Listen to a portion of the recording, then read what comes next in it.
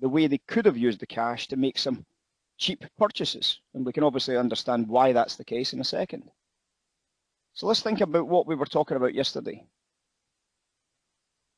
The standard institutional market model is that at high prices, what the big institutions, the big banks will do is they will sell premium. They'll sell premium because obviously they're selling premium because it's a way of earning some money. It's a way of being able to pay for hedge positions without costing them money as well. So they'll sell calls at high prices to generate premium returns, to generate outsized returns. Why do they do that? Because they've still got pensions to pay. They've still got people to pay. They've still got salaries to pay. They've still got overheads. They need to make money. If they believe that the market hasn't got much more to the upside, how are they going to make money? Dividend income is one way, and selling premiums is another way. The dividend income, of course, has to offset the growth of the stock market. So therefore, they will do what? They will start buying into bearish rotations. They will start going long dividend stocks in these areas, correct? So they'll go long the dividend kings.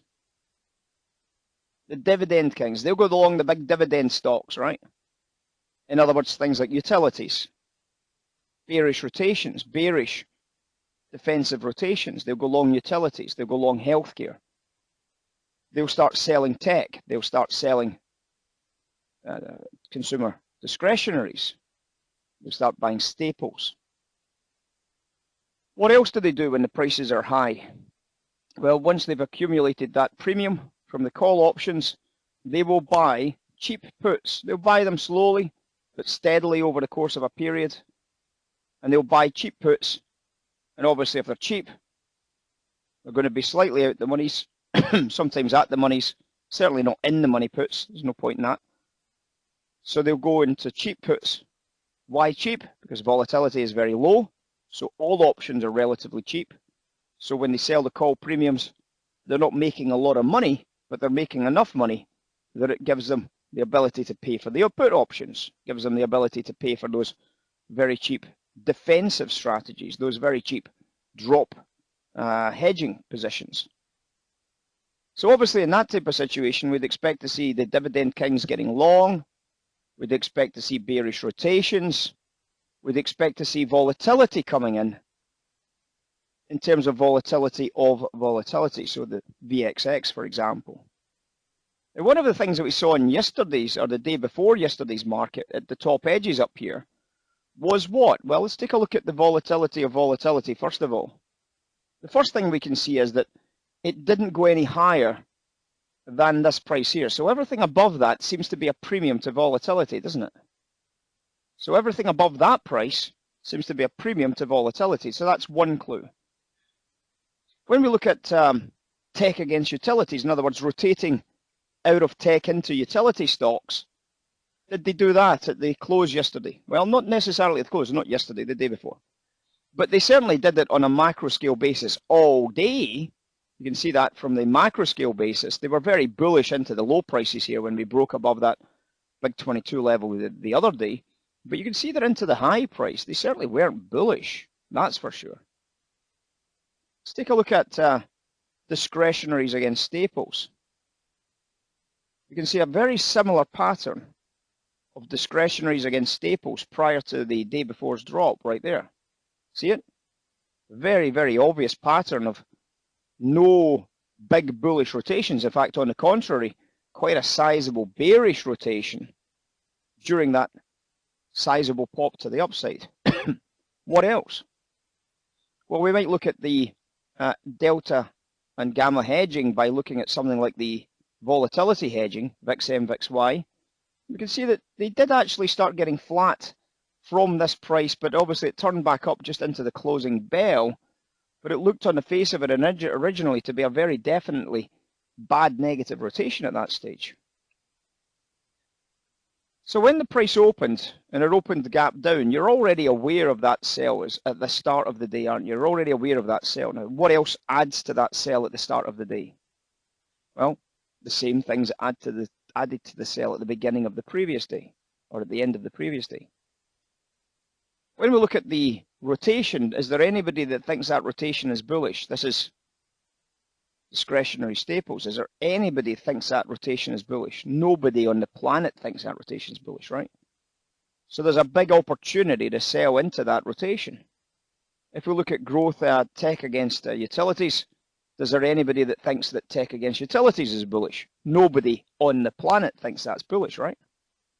So you can see that this is a very, very, very, very obvious, very big rotation. This is all part of the Warren line, of course. This is all part of the Warren line. And we can understand that this is very, very negative for stocks. Got to be very negative for stocks here, right? And the price starts selling off. Now, what happens when the price trades down into 422s? Well, something significant started to happen, didn't it? We started to see, which we tweeted out, we started to see a huge increase in volatility being sold. Huge increase in volatility being sold. In other words, we saw a lot of calls getting sold. We saw a lot of calls getting closed out, which meant if you were long if you were short a call, you were buying calls. And we saw a lot of puts getting closed out as well. So we saw a lot of closures in the options markets, which put a huge amount of gamma into the markets, didn't it? Huge amount of gamma. Now, that's not bullish. It's just a statement of fact. You can see it from the option activity, a statement of fact that we got about $2 billion of upside gamma coming into the markets at those prices. Why?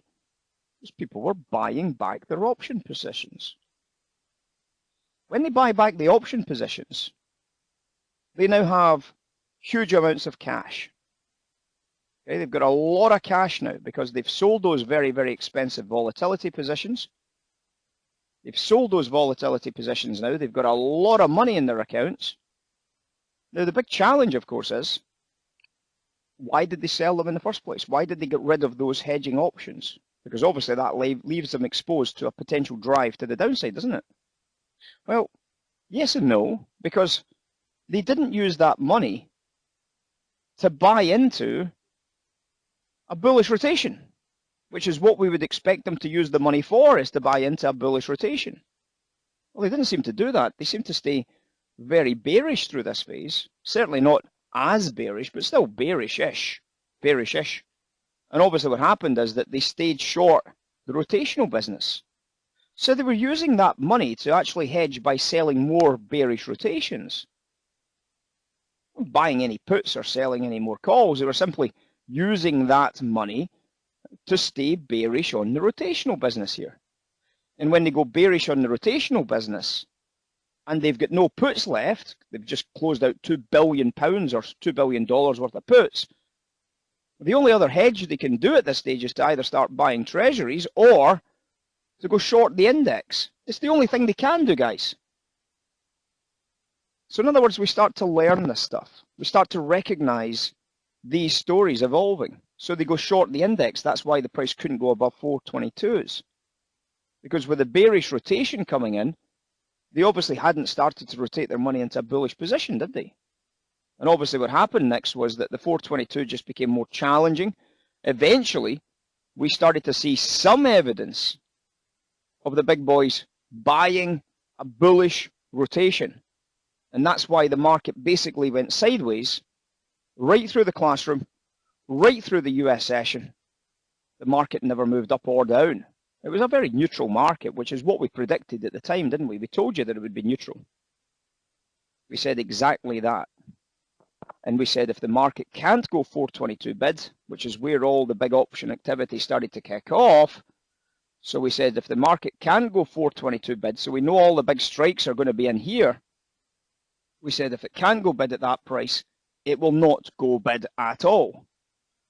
And we were right. Obviously, there was opportunities to buy the lows here. There was opportunities to buy the lows here. They were very, very successful trades. They took all the way back up to 422. Still couldn't get through 422. Still couldn't get a buyer to pay across the spreads here. And obviously when that price gets trapped and the rotation comes back out again, you're starting to think to yourself, sell side 422s, as I called live in the room yesterday. And what happened? The price basically stayed in that rotation all afternoon. We got a little bit of value buying into the bottom edge again here. We got another rally, this time to 421s. And then they rotated back out again. And this time, when they rotated back out, we got a sell-off. And this time there was nobody left to buy. I certainly wasn't buying anymore. And we just took it through to the close. What I did was I started to buy from the close onwards. I bought up all the stocks that we had and all the index, the stuff that we had from the close onwards into the electronic restart. And from that point, we made an absolute killing on the upside when the S&P went surging higher. Massive, massive profits. So when we think about this strategy is 100% accurate, isn't it? It was exactly as we said it would do. It did do. It failed to catch a buyer above 422s, which might have changed the whole passage of play. It stayed offered at 422s, stayed offered at 422s, stayed offered at 422s, ended up down at 416s. Pretty straightforward, isn't it, guys? Pretty straightforward. But again, it's just knowledge. That's all it is. You've got to monetize that knowledge. You've got to understand what that means when you start to see these rejections of key strikes. We covered that in detail in the previous classroom. We covered it in detail. The electronic restart's 11 o'clock, Logan.